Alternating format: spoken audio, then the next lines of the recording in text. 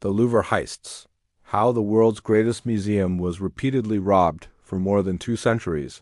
The Louvre has been presented to the world as an impenetrable fortress of culture, a place where human history, art, and identity are protected behind stone walls, glass cases, and armed guards.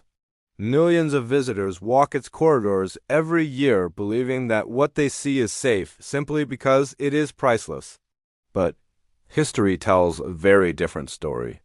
The Louvre has been robbed not once, but repeatedly, sometimes with stunning simplicity, sometimes with surgical precision, and sometimes in ways so embarrassing that authorities try to keep them quiet.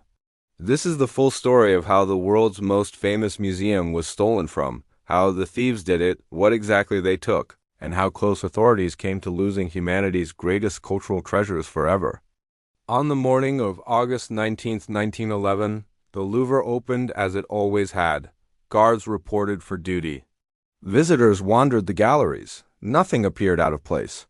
Until someone noticed a blank space. The Mona Lisa was missing. At first, no alarms were raised. Artworks were often removed for cleaning or photography.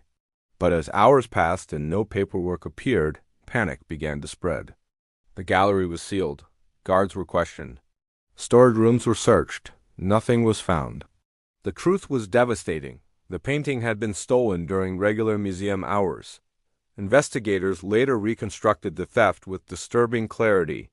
The thief entered the museum wearing a white smock identical to those worn by employees. He knew exactly where the painting was hung and how it was mounted. He lifted it from the wall, carried it to a service staircase, removed it from its heavy frame, folded the canvas carefully, and hid it under his coat. When he reached an exit door that wouldn't open, he calmly removed the doorknob, stepped outside, and disappeared into Paris. No broken glass, no violence, no witnesses. The most famous painting in the world was gone, stolen in plain sight. French police launched the largest art investigation in history. Borders were alerted, ports were monitored, private collectors were watched. Over 1,000 people were questioned. Desperation led investigators to unlikely suspects. Artists, poets, anarchists. Even Pablo Picasso was interrogated after his associate admitted to stealing small sculptures years earlier. Picasso was released, but the damage was done. For more than 2 years, the Mona Lisa vanished. During that time, the empty wall where the painting once hung became a tourist attraction. People queued not to see art, but to see absence. The theft transformed the Mona Lisa into a global icon, more famous missing than it had ever been present. The case broke in 1913 when an Italian antiques dealer received a letter from a man claiming to possess the original painting. The sender, Vincenzo Peruggia, was arrested while attempting to sell it. He claimed patriotic motives, saying the painting belonged in Italy. But police discovered something unsettling. Peruggia had worked at the Louvre. He knew its routines, its weaknesses, its blind spots. And this would not be the last time. As decades passed, the Louvre expanded, modernized, and implemented new security measures. But with scale came complexity, and with complexity came opportunity. By the late 20th century, the museum housed hundreds of thousands of objects across kilometers of galleries and storage vaults. Not everything was on display. Some of the most valuable pieces were kept in restricted areas, accessed only by staff. And that's where the next generation of thieves focused their attention. In the early 1980s, investigators discovered that several medieval artifacts had quietly vanished from secured cases. No alarms were triggered. No forced entry was detected. The thefts were slow and deliberate, items disappearing one by one over months. The method was never fully confirmed, but internal audits revealed overlapping staff access privileges, outdated lock systems, and blind camera zones created by renovations. Whoever was responsible understood museum operations intimately. Authorities chose not to publicize the losses. They feared that admitting vulnerability would invite more thefts. That decision would come back to haunt them. In the late 1990s, another breach occurred, this time involving ancient coins and small antiquities.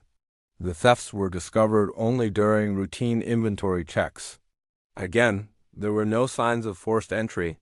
The conclusion was unavoidable. Insiders were involved. Not necessarily as thieves, but as facilitators, providing schedules, layouts, and access windows. By this point, the Louvre began overhauling its security infrastructure. Cameras were upgraded, motion sensors installed, access cards replaced keys. But security systems protect against force, not intelligence. The most sophisticated modern Louvre theft occurred in 2010. This time, the thieves did not target famous paintings. They went after Islamic art pieces stored away from public view, objects known only to curators and specialists. The robbery occurred after hours. Investigators believe the criminals disabled specific alarms without triggering others, suggesting deep technical knowledge.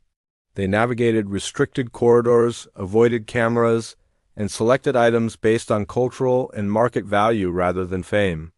This was not an impulsive crime. It was a professional operation. French authorities launched a discreet investigation. Interpol was notified. Customs agencies were alerted. But the trail went cold quickly. The stolen artifacts were never recovered. No arrests were made. Officials publicly minimized the incident. Privately, it caused panic. What authorities learned from these events was deeply unsettling. The Louvre was not being attacked by brute force criminals. It was being studied. Every schedule, every renovation, every security update. Over time, patterns emerge. And where patterns exist, exploitation follows. Museums rely on routine. Guards rotate. Cameras sweep predictably. Maintenance occurs at set times. Thieves don't need to break systems. They only need to wait. Today, the Louvre is guarded by advanced surveillance systems, armed patrols, biometric access controls, and eye-assisted monitoring. The Mona Lisa sits behind bulletproof glass, protected by layers of security unimaginable in 1911. And yet, experts agree, absolute security does not exist. Every system has a human component. Every human makes mistakes. The greatest thefts in history were not committed by force, but by understanding. Understanding systems, understanding people, understanding complacency. The Louvre's story is not just about stolen art. It's about the illusion of permanence. Because history isn't safe simply because we value it. It's safe only as long as someone is watching closely enough. And sometimes they're not.